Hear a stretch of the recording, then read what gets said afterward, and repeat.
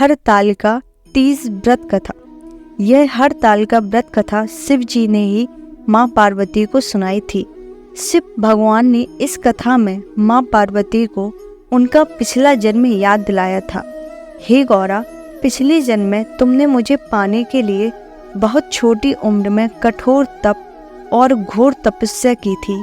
तुमने ना तो कुछ खाया और ना ही पिया, बस हवा और सूखे पत्ते चबाए। जला देने वाली गर्मी हो या कपा देने वाली ठंड, तुम नहीं हटी, डटी रही। बारिश में भी तुमने जल नहीं पिया। तुम्हें इस हालत में देखकर तुम्हारे पिता दुखी थे। उनको दुखी देखकर नारद मुनि आए और कहा कि मैं भगवान विष्णु के भेजने पर यहाँ आया हूँ। वह आपकी कन्या से विवाह करना चाहते हैं। इस बारे में मैं आपकी राय जानना चाहता हूँ। नारद जी की बात सुनकर आपके पिता बोले, अगर भगवान विष्णु यही चाहते हैं तो उन्हें कोई आपत्ति नहीं, परंतु जब तुम्हें इस विवाह के बारे में पता चला तो तुम दुखी हो गई। तुम्हारी एक सहेली ने तुम्हारे दुख का कारण पूछा। तुमने कहा कि मैंने सच्चे मन से भगवान शिव का वरण किया है, किंतु मेरे पिता ने मेरा विवाह विष्णु जी के साथ तय कर दिया है। मैं विचित्र धर्म संकट में हूँ। अब मेरे पास प्राण त्यागने के अलावा कोई और उपाय नहीं बचा। तुम्हारी सखी बहुत समझदार थी। उसने कहा, प्राण छोड़ने का यहाँ कारण ही क्या है? संकट के समय धैर्य से काम लेना चाहिए। भारतीय नारी के जीवन की सार्थकता इसी में है कि जिसे मन से पति रूप में एक बार वरण कर लिया, जीवन पर्यंत उसी से निर्वाह करे। मैं तुम्हें घनघोर वन में ले चलती हूँ, जो साधना स्थल भी है और जहाँ तुम्हारे पिता तुम्हें खोज भी नहीं पाएंगे। मुझे पूर्ण विश्वास है कि ईश्वर अवश्य ही तुम्हारी सहायता करेंगे। तुमने ऐसा ही किया। तुम्हारे पिता तुम्हें घर में ना पाकर बड़े चिंतित और दुखी हुए।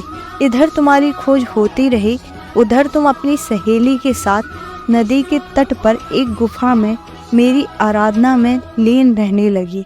तुमने रेत की शिवलिंग का निर्माण किया।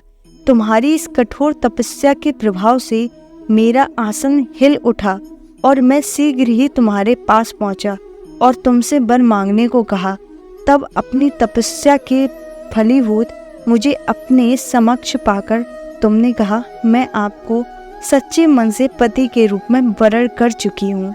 यदि आप सचमुच मेरी तपस्या से प्रसन्न होकर यहाँ पधारे हैं तो मुझे अपनी अर्धांगिनी के रूप में स्वीकार कर लीजिए।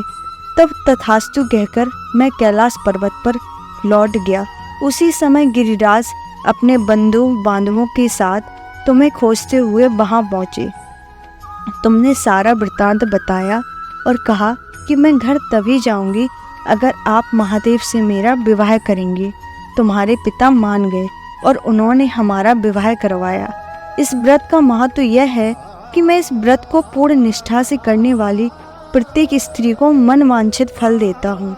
इस पूरे प्रकरण में तुम्हारी सखी ने तुम्हारा हरण किया था, इसलिए इस व्रत का नाम हरतालिका तीज व्रत हो गया। इस व्रत से जुड़ी इस मान्यता यह है कि इस व्रत को करने वाली स्त्रियां पार्वती जी के समान ही सुखपूर्वक पति रमण करके शिवलोक को जाती हैं। सौभाग्यवती स्त्रियां अपने सुहाग को अखंड बनाए रखने और अविवाहित युवतियां मन मुताबिक वर पाने के लिए हरतालिका तीज का व्रत करती हैं। इस दिन व्रत करने वाली स्त्रियां सूर्योदय से पूर्व ही उठ जाती हैं और नहाकर पूरा श्रृंगार करती हैं।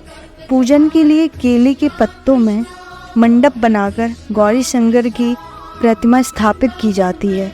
इसके साथ पार्वती जी को सुहाग का सारा सामान चढ़ाया जाता है। रात में भजन कीर्तन करते हुए जागरण कर 3 बार आरती की जाती है और शिव पार्वती विवाह की कथा सुनी जाती है। इस व्रत के व्रती को शयन का निषेध है। इसके लिए उसे रात्रि में भजन कीर्तन के साथ रात्रि जागरण करना पड़ता है।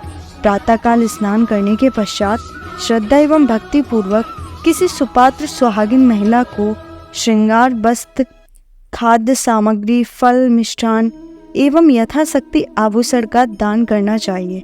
रेत के शिवलिंग बनाए हैं तो उनका जलाशय में विसर्जन किया जाता है और खीरा खाकर व्रत को संपन्न कर दिया जाता है।